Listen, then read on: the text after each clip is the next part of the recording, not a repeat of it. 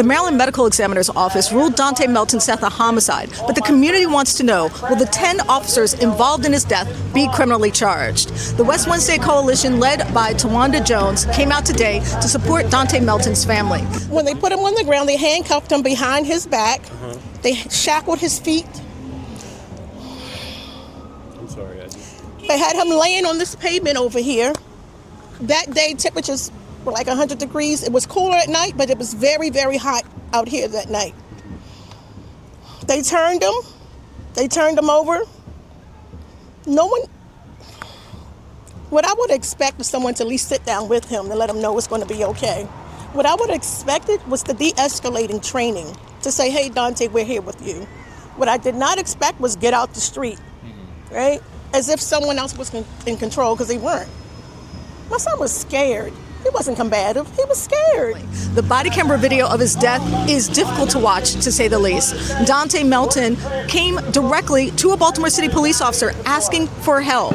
He was going through a mental health crisis and also wanted to be taken by ambulance to a hospital. What resulted was a horrible death and a lonely one.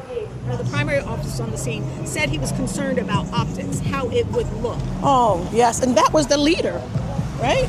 He was the leader of this squad that was out here. You're worried about how something looks, but how does it look to have a dead man today? Right? You were worried about an unconscious man, but what about a dead man now? It's all about the optics, baby, is what I heard them say. Dontae Melton was pronounced dead at 3 o'clock that morning. I've been here one time when it first happened. But to know my son was struggling on this corner and everybody was just looking at him, it seems to me, it hurts. It really, really hurts. My son said his name. That's what I didn't say up there. My son said, the officer said, what's your name? He said, my name is Dontae Maurice Melton, and then he started to run. He said his full name. So for them to tell me that they couldn't hear his name, when I watched the tape, I saw him say his whole name. I know my son, even before I saw the tape, I know he said his name. I know that. If you would have just asked him, he would have said it again. No one asked him again. So he went into the hospital to John Doe. A John Doe, how disrespectful. Dontae Melton died alone, scared, and shackled. And today, the community is demanding justice. And why are we out here today?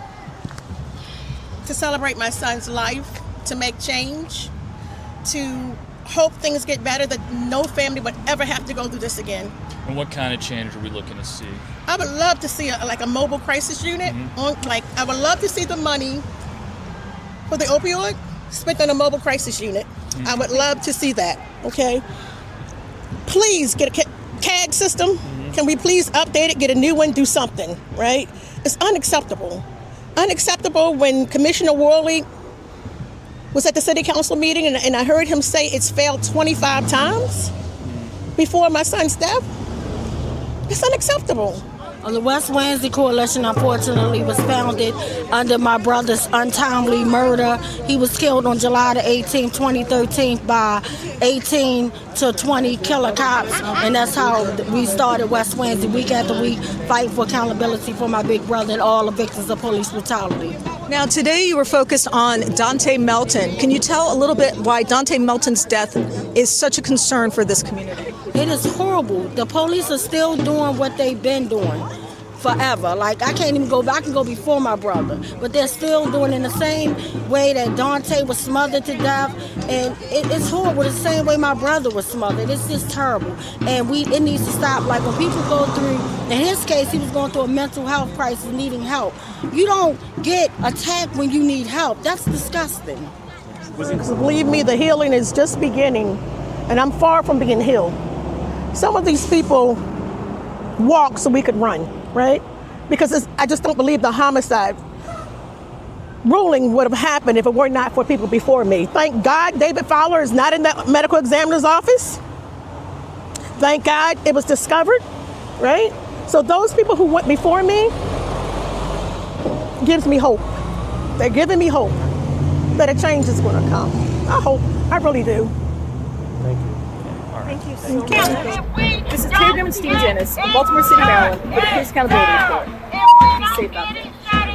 It will get shut down.